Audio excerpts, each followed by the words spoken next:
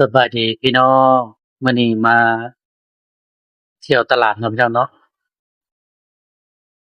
มาย่างริมตลาดเนาะพี่น้องก็เลย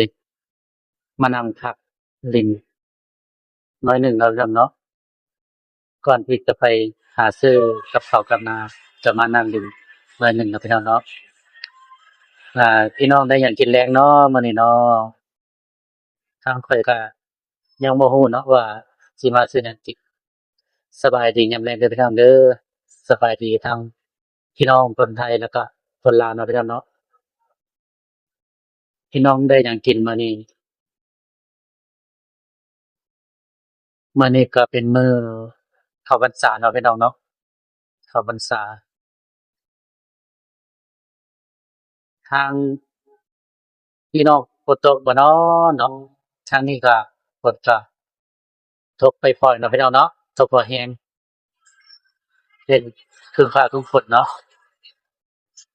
ก็ทักทายสบายดีเนาะพี่น้องคนไทยคนลาวเนาะแล้วก็ไปถึงต่างประเทศเนาะช่วงนี้ก็มีข่าวเนาะข่าวสวน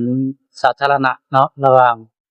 คนเวียดกับคนลาวเนาะทางภาคใต้เนาะพี่น้อง จั่งใดก็ให้ระมัดระวังเด้อพี่น้องเด้อเป็นห่วงเป็นใยเนาะ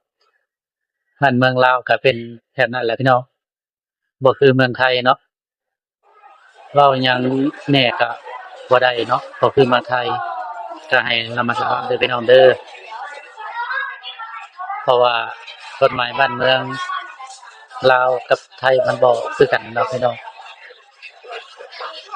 ถ้าเว้าถูกก็เป็นผิดเนาะ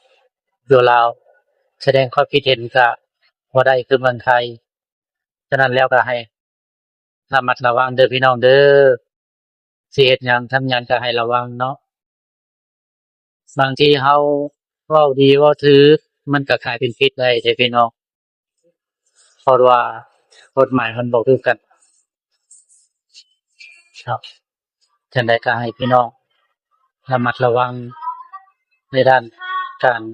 แสดงความคิดเห็นอิหยังก็แล้วแต่เนาะพี่น้องเนาะก็ให้ระมัดระวังเด้อพี่น้องคนลาวเรา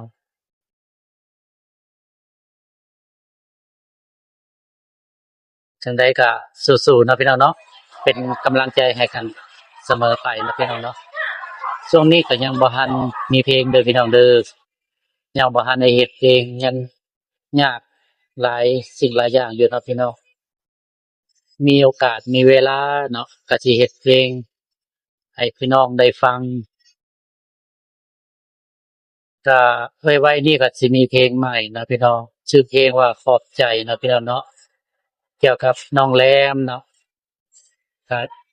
เพลงที่จะปล่อยไว้ๆนี้ก็คือเพลงขอบใจเนาะพี่น้องคนไทยคนลาวที่มาช่วยสาวลาวเนาะคือช่วยเหลือน้องแรมเนาะก็สิเฮ็ดเป็นเพลง ให้พี่ให้น้องได้ฟังนำกันเนาะพี่น้องเนาะก็ฝากพี่ฝากน้องเนาะฝากติดตามเป็นกำลังใจให้นำเด้อพี่น้องเด้อทางช่องเนาะวีรชัยชัยคือทองลูกทุ่งเพลงลาวมิวสิกวิดีโอเนาะพี่น้องเนาะฝากเป็นกำลังใจให้เด้อพี่น้องเด้อสำหรับมื้อนี้ก็ขอปิดคลิปไว้เพียงส่ำนี้เนาะพี่น้องเนาะสบายดีสวัสดีครับ